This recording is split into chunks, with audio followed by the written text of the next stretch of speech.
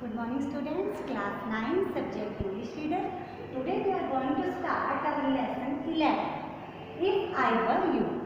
Dear students, lesson 10 is deleted from your syllabus. Corona की वजह से जो सिलेबस डिलीट हुआ है उसमें आपका लेसन 10 है जो काठमांडू उसको डिलीट कर दिया गया है. So we are going to do our lesson 11 If I were you and written by Douglas James. This is a play. This is not a story, not a novel. It's a play. Play है ये. Play क्या होता है? जो stage के ऊपर perform किया जाता है.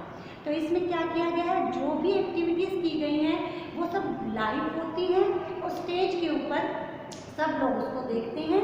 तो इस तरह से वो एक्टिविटीज की जाती हैं. देखिए इसका जो टाइटल है if I were you. If I were you का मीनिंग है काश मैं तुम्हारे जैसा होता. इफ आई वर यू तुम्हारे जैसा होता.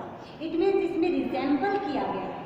एक पर्सन है जो अपने अपील में टू पर्सन हैं, दोनों एक दूसरे से अपील करते हैं, यानी कि दोनों का रिजेंबलेंस सेम है, दोनों सेम शक्ल के हैं. तो एक है जो वो दूसरे की जगह अपने आप को रखना चाहता है, इसलिए इसका टाइटल रखा गया इफ आई वर यू, कि काश तुम्हारी जगह मैं होता. First of all I would like to tell you about the writer Douglas James. Douglas James belongs to America. America से ये बिलोंग करते थे. क्रिश्चियन थे. Novelist. He was a Christian and novelist, activist and play writer. He was both novelist, play writer and activist. Activist होता है जो society के लिए कुछ ना कुछ काम करता है.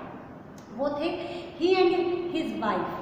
उसकी जो वाइफ थी बहुत अच्छे सोसाइटी के लिए लेख लिखते हैं, जिसकी वजह से इनको many times he got prizes. Now we are going to start our play if I were you. देखिए this is a one act play. This play is one act play. One act play means there are only one or two characters. They are not more than one or two characters. That play is called one act play. जिसमें एक या दो person से ज़्यादा लोग नहीं include होते, उसको हम वन एक्ट प्ले कहते हैं. There are only two main characters. First है Gerald and second is intruder. Gerald is the main character. That is a noble person. That is a play writer. And intruder. Intruder means बेटा जो forcibly entry करता है. That enters forcibly at anybody's house. किसी के घर पर भी जो फोर्सफुली आ जाता है. Now let's start. देखिए स्टोरी में क्या होता है. फर्स्ट ऑफ ऑल स्टेज किस तरह की तैयार की गई है. We are going to do the stage setting. देखिए स्टेज सेटिंग कैसे है. गेराल्ड के हाउस को शो किया गया है. There are this is the Gerald house. There are very few furniture. बहुत ही थोड़ा फर्नीचर है and that furniture is very low quality. There are one small table, two chairs and a telephone. घर में क्या क्या है. टेबल है, टू चेयर्स हैं और साथ में क्या है वहाँ पर एक फ़ोन रखा हुआ है. तो इसमें शो किया गया उसके पास एक कार भी है, लेकिन कार वहाँ पर शो नहीं की गई. तो क्या किया गया वहाँ बिल्कुल छोटा सा वेरी स्मॉल हाउस उसमें शो किया गया है, जिसकी क्या है कोई ज़्यादा जो बैक गेट है is also not in the house. घर का बैक डोर भी नहीं है. Only one get is in the house. घर में एक ही जो वो है गेट है वो शो किया है. This is the description of the stage. It means description of Gerald house. Gerald का हाउस कैसा है. टेबल है, small table, two chairs, telephone है, साथ में there is no another door in the house. Only one entrance door is in the house. सिर्फ एक ही डोर है. After this Gerald was ready to go. जब सीन स्टार्ट होता है तो गेराल्ड को दिखाया जाता है he is ready to go somewhere. और जब हम कन्वर्सेशन उसके टेलीफोन पर सुनते हैं through their conversation we come to know that he is a play writer. Conversation से हमें पता चलता है कि that Gerald is a play writer and he was going to ready some play write some plays rehearsal. किसको किसी play की rehearsal के पर जाना है. बिकॉज उसने क्या किया अपना बैग है बैग पैक किया हुआ है. There were many props also. जब हम एंट्री करते हैं रूम में तो वहाँ पर बहुत सारे प्रोप्स भी रखे थे. That were used in the play, जो प्ले में यूज तो हम इससे एस्टिमेट लगाते हैं that he was a playwright. After this when he was talking to somebody else and ready to go, जब जाने के लिए वो तैयार था तभी वहाँ पर एक इंट्रूडर की एंट्री होती है। इंट्रूडर मीन्स फोर्सिबली जो एंटर करता है घर में, उसकी एंट्री होती है। उसके हाथ में एक रिवॉल्वर थी। He kept that revolver on Gerald head, Gerald के सिर पर वो रिवॉल्वर रख देता है और गेराल्ड क्या करता है, गेराल्ड काम रहता है। In that position he remain काम, बड़ा शांत रहता है। आफ्टर दिस बड़ा शांत था, तो जो इंट्रूडर है बिकेम फ्रस्ट्रेट हो जाता है कि मैं आया हूँ, इसके गन रखी है फिर भी फ्रस्ट्रेटेड नहीं हुआ। He looks like Gerald, his appearance was like Gerald, Gerald की तरह अपीयरेंस था उसका। इन द सेम, ये क्या था, गेराल्ड और इंट्रूडर लुक्स लाइक सेम, एक जैसे दिखते थे। तो उसके बाद वो क्या करता है, उसको कहता है कि मैं तुम्हें मार भी सकता हूँ, तुम मुझसे घबरा क्यों नहीं रहे, why you are not afraid. तब गेराल्ड कहता है कि मैं आपको सारी बातें बताऊंगा, फर्स्ट ऑफ ऑल जो गन है, रिवॉल्वर है, उसको मेरे सिर से हटा लो ताकि मैं फ्री होकर आपसे बात कर सकूं। After this about Gerald profession, during their conversation we come to know that Gerald's full name was Vincent Charles Gerald. Gerald का जो फुल नेम है वो था Vincent Charles Gerald and he was a play writer, वो play writer था और साथ में ही हैज अ कार, उसके पास एक कार भी थी। तो ये इसमें शो किया गया है कि ये सारी चीजें उसके पास थी। नेक्स्ट देखिए 6 point, intruders plan. During that conversation के दौरान ही हमें पता चलता है कि इंट्रूडर का प्लान क्या है, वो क्यों एंट्री की है उसने। वो बताता है कि I am a murderer, I am a criminal, मैं क्रिमिनल हूँ और I am specialist of jewel robbery. Jewel robbery ही वो मोस्टली करता था और पुलिस उसके पीछे लगी हुई थी। कहता है कि पुलिस मेरे पीछे लगी हुई है और मैं यहाँ पर इसलिए आया हूँ, मुझे पता है because you looks like me, कि तुम मेरे जैसे दिखते हो। जब पुलिस आएगी तो मैं तो तुम्हें मार दूंगा और मैं यहाँ पर तुम्हारे नाम से मीन्स गेराल्ड बनकर इस घर में रहूँगा। तो वो क्या करने आया था, वो गेराल्ड को मार के, क्योंकि एक जैसे दिखते थे, ही thought that I will kill Gerald, Gerald को मार दूंगा और उसकी identity means Vincent Charles Gerald बनकर मैं इस घर में पीसफुली रहूँगा।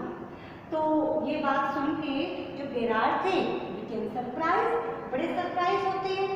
उसके बाद एक ट्रिक उसके माइंड में आती है।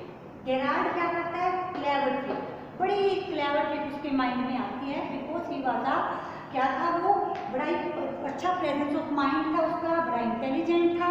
उसी टाइम उसके माइंड में आता है और वो कहता है इंट्रूडर को, oh you are in the wrong house, कि तुम गलत घर में आए। वो पूछता है why, he told I am also criminal. Gerald कहता है कि मैं भी एक क्रिमिनल हूँ। I had already murdered 1 or 2 persons, मैंने ऑलरेडी 1-2 पर्सन को मार दिया है और पुलिस मेरे पीछे है। मैं तो कहता है यहाँ पर क्या अपने आप को हाइड कर रखा है, मैं किसी से मिलता नहीं हूँ, किसी से बातचीत नहीं करता। कहता मैं तो यहाँ छुपा हुआ हूँ। ठीक है, तुम मेरा मर्डर कर दो and you will be caught, तुम पकड़े जाओगे। जो 2 और पर्सन का मर्डर हुआ है उनके, और वो भी पुलिस वालों का। कहता मैंने 2 पुलिस वालों का मर्डर किया है। कहता तुम उन पुलिस वालों के मर्डर के केस में फंस जाओगे। तो यहाँ तक समझ आई बेटा? तो देखिए उसका प्लानिंग है, उसने ऐसा कुछ किया नहीं है। ही रिजेंबल्स दिस, वो ऐसा शो कर रहा है कि मैंने ऐसा किया है। उसके माइंड में क्लिक आता है, उसको लगता है कि मैं इसको किस तरह से फंसाऊँ। तो इंट्रूडर है ये सुन के बड़ा सरप्राइज होता है कि ये मेरे जैसा दिखता है, इसने मर्डर कर रखा है, अगर मैंने इसको मार दिया तो मैं तो वैसे भी फंसना और वैसे भी फंसना। तो फिर वो कहता है कि अब क्या करें। तो कहता है ऐसा करते हैं कि हम दोनों ही इंट्रूडर हैं, हम दोनों क्रिमिनल हैं, हम दोनों यहाँ से भाग जाते हैं। तो कहता ठीक है, लेकिन कैसे? अब देखिए इंट्रूडर ट्रैप, अब वो इंट्रूडर को अपने ट्रैप में कैसे फंसाता है। कहता है कि देखिए there is a back door है and after this there is a garage and in the garage my car is there. कहता मेरी कार है जो गैराज में है, you can go there and with after some time I also came and we all, हम दोनों क्या करेंगे यहाँ जाल में फंस जाता है, ट्रैप होता है जाल, उसके जाल में फंस जाता है। वो कहता है ठीक है मैं यहाँ से निकल जाता हूँ, आपको सम टाइम तुम आ जाना और फिर हम दोनों यहाँ से निकल लेंगे। उसको अपना बैग भी दिखाता है, कहता देखो मैंने तो अपना बैग पहले से ही पैक कर रखा है, मैं तो यहाँ से पहले ही भागने वाला था। तो फिर जब वो उसको क्या करता है, जब वो गाड़ी वहाँ गेट ओपन करता है, जो गैराज है उसको गेट ओपन करके देता है कि तुम यहाँ से गैराज है इस साइड से तुम चले जाओ। व्हेन स्टार्टिंग टू गो, तो जब वो अंदर जाता है गैराज क्या करता है, उसको पुश कर देता है। Garage push the intruder and snatch his revolver, उसके रिवॉल्वर को छीन लेता है और जो गेट है उसको बंद कर देता है। और वो देखिए बैकडोर मैंने आपको स्टार्टिंग में बताया था, there was not any backdoor, कोई बैकडोर नहीं था। दैट वाज द कपबोर्ड, उसकी अलमीरा थी। अलमीरा में उसको पुश करता है क्योंकि जो इंट्रूडर था वो बड़ा ही अफ्रेड हुआ था, घबराया हुआ था, फ्रस्ट्रेटेड था, उसको पता ही नहीं चलता कि ये गैराज है या कपबोर्ड है। वो कपबोर्ड में जाता है, जो गैराज है रिवॉल्वर लेता है उससे, उसको पुश करता है और कपबोर्ड को बंद कर देता है।